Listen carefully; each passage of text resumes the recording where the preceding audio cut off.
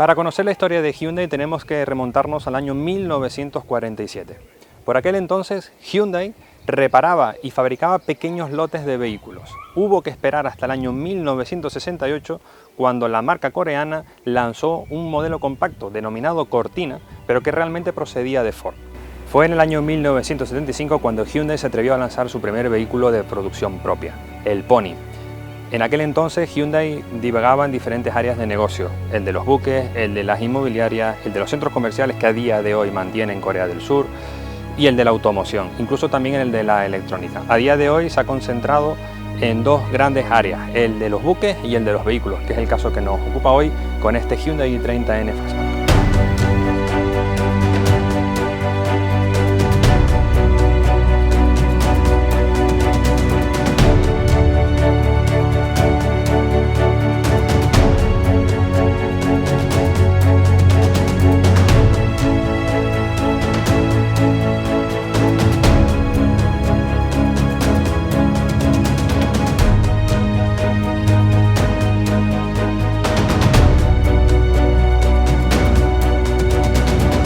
A principios de la década de los 90, Hyundai interrumpió en el mercado español y lo hizo con modelos como el Pony, el Sonata y el Elantra. Algunas de esas unidades no destacaron precisamente por su fiabilidad, si bien otras sí que lo hicieron.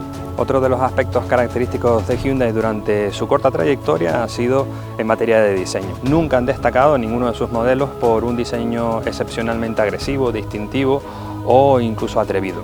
Excepción hecha del famoso SQP, del Tiburón, muy conocido en Canarias y que aquí gozó de gran éxito, pero ni siquiera su sucesor, la segunda generación del Coupé, tuvo ese éxito en cuanto al diseño. A día de hoy Hyundai quiere rematar este partido y está haciendo muy buenos productos en materia de diseño. A día de hoy Hyundai poco tiene que ver con aquella joven, insulsa y hasta poco atrevida marca, que tenía que vender sus productos a precios muy bajos para ser competitiva con el resto de oferta europea. Prueba de ello es que a día de hoy Hyundai es, junto con Kia, el tercer grupo automovilístico del mundo. Sus productos cuentan con unos diseños bastante atractivos y además cuentan con una fiabilidad a toda prueba.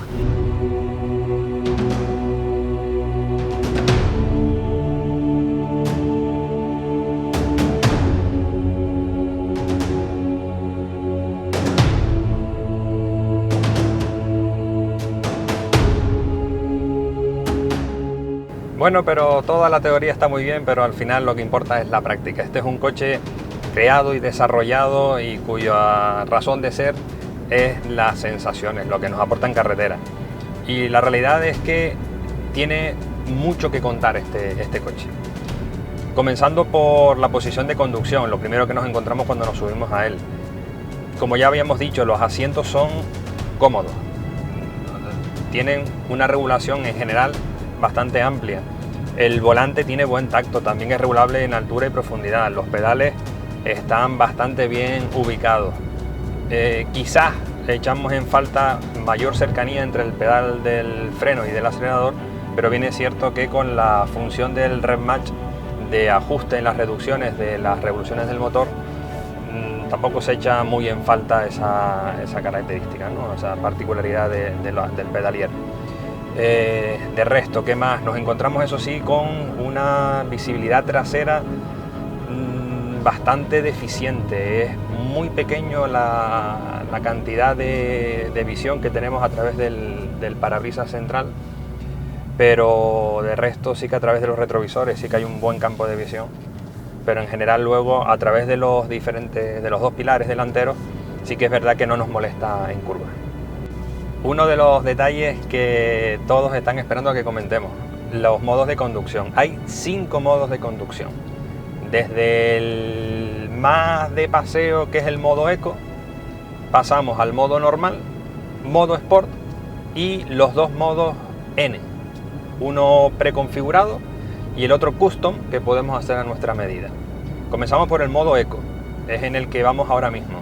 Sonoridad, tacto de acelerador, volante, la dureza de la asistencia o el grado de asistencia del volante y suspensión están en el modo más confortable, más del día a día. Realmente este, junto con el modo normal, serían más que apropiados para el 95% del uso ordinario del coche. En modo normal, lo que nos mejora es la capacidad de respuesta, el tacto, la rapidez, la inmediatez del acelerador. Para mí, el modo normal junto con el modo Sport son más que suficientes por dureza de suspensión, grado de asistencia de la dirección, el tacto general del coche. Para mí, para mi gusto, es óptimo. El modo Sport para mí es ideal para practicar una conducción ligera, ágil. Siempre hay que tener en cuenta que normalmente vamos a conducir el coche en carretera abierta. Las posibilidades del tráfico, de las velocidades máximas permitidas, nos van a hacer que este modo sea, creo que el de uso, el 99% de las veces, ¿no? Por muy racing que seamos, porque ya pasando al modo N, el modo N por defecto, toca dureza de suspensión, dureza de dirección o resta grado de asistencia de la dirección. Por defecto hace o activa el rev handling, que es el de igualación de las revoluciones del motor en reducciones. Eso está muy chulo, funciona además muy bien, muy bien. Es conectable o desconectable manualmente si lo deseamos, pero funciona muy bien. Ya en el modo N, la suspensión pasa de ser dura, firme y adecuada para una conducción deportiva a convertirse en una suspensión insufrible. Al más mínimo bache, la más mínima ondulación en el asfalto nos va a hacer que el coche se mueva, que empiece a cabecear, a buscar carretera, ¿no? Y al final eso tampoco es lo que creo yo. Nos debe aportar diversión o grado de satisfacción en una conducción deportiva, ¿no? Un coche deportivo es el que te ofrece buenas sensaciones, estabilidad, que te haga sonreír, pero sin sufrir. Y en el modo N la suspensión es tan dura, pero tan dura, que a poco que el asfalto tenga el más mínimo desperfecto o irregularidad, ya complica la conducción en vez de favorecerla. Es decir, es un modo, de hecho lo voy a quitar, lo voy a poner en modo Sport, es un modo, el modo N, tan extremo que se limita prácticamente a la conducción en circuito, o como digo, asfalto muy liso. Lo que sí nos gusta del modo N, para los más macarras, vamos a llamar macarras, o a los que más nos gusta el sonido deportivo de un motor, de un escape, llegar a escuchar el tono del escape, es ese punto de sonoridad que aporta el modo N.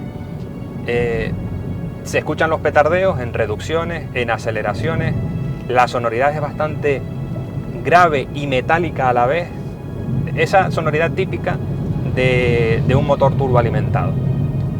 Sinceramente a nosotros en particular nos gusta, porque nos permite con los diferentes modos de conducción tener una sonoridad limitada, bastante usable en el día a día, entrar en la comunidad de vecinos o en tu garaje particular sin que nadie más se entere, con el ruido normal de cualquier otro vehículo de combustión, o tener una sonoridad bastante destacada. Si vamos a hacer un trayecto largo en autopista y no queremos ir continuamente escuchando el ronroneo del escape, podemos seleccionar un modo de conducción cómodo por suspensión, cómodo por sonoridad y demás. Y si tenemos el día con la vena racing, pues también podemos escoger un modo de conducción en el que la sonoridad, el tacto de la dirección, que por cierto, ese es otro detalle, en el modo N la dirección se vuelve tan poco, no diría que fuera, porque no es que le resta asistencia, sino que parece que incluso por momentos impide que gires el volante de forma natural, ¿no? Tal es así el grado de dureza que aporta, porque creo ya que aporta dureza, no ya que no quite asistencia, sino que aporta dureza. Entonces, quizás el punto intermedio de asistencia de la dirección para nosotros es también el punto ideal. Y no quiero decir con esto que el modo N no sea útil o aprovechable o esté mal puesto a punto, no, para nada. Todo lo contrario, es de su gama, de su segmento, de su categoría, contra los que compite, y que nosotros hayamos probado, probablemente el coche más polivalente y que más se puede adaptar a cualquier tipo de gusto, porque desde el modo normal, que ya es un coche muy deportivo en sensaciones, hasta el modo N extremo, tenemos la posibilidad de agradar a cualquier tipo de conductor o a cualquier tipo de estado de ánimo.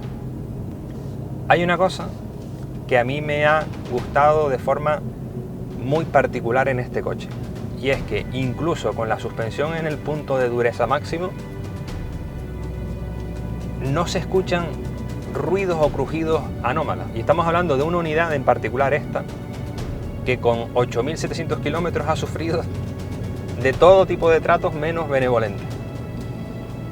Ha sido una unidad de prueba de periodistas a nivel europeo, con maltrato en circuito, con maltrato seguramente en carretera, que ha pasado por muchas manos y se sigue comportando a nivel de acabados como si el coche estuviera recién salido de fábrica. Es un dato muy a tener en cuenta porque muy pocos de sus rivales podrían lucir con orgullo esa característica. ¿Contra quién compite el i30N? Esa es una difícil pregunta. Está un poco en tierra de nadie, está entre modelos que son 20 o 30 caballos menos potentes y otros 30 o 40 caballos más potentes. Está ahí en ese limbo en el que milita bien porque es una potencia más que sobrada, más que suficiente. No es necesario llegar a 300, 320 caballos, como algunos de sus rivales, para divertirte en carretera. Creo que tiene el nivel de potencia justa y suficiente. Eso sí, si lo comparamos, por ejemplo, a nivel de precios con un Honda Civic, que probablemente, muy probablemente, sea su rival natural, por cierto, mensajito a Honda Canarias que no nos ha prestado el Civic Type R todavía. Podríamos decir que con respecto al Civic, este Hyundai aporta un grado de deportividad, de sensaciones racing sobre el papel bastante similares, según dicen nuestros compañeros de prensa nacional e internacional, pero a un precio sensiblemente inferior. No sé si el Civic será tan duro, tan rápido, tan deportivo, rápido seguro, tan extremo como este Honda en el modo más racing, pero este desde luego ya nos parece que está a un nivel muy alto. Pero a un precio de tarifa con Hyundai Canarias, que a día de hoy está en torno a los 30.000 euros la versión de 5 puertas. Este deben ser un par de mil euros más caro. Por lo tanto, en el entorno de los 30.000 euros no hay otro coche en el mercado que nos ofrezca estas sensaciones realmente deportivas, realmente racing, y que además no permita un uso diario, porque sí que es verdad que no es el coche ideal para usarlo a diario, pero nos permitiría en un momento determinado usarlo de forma habitual.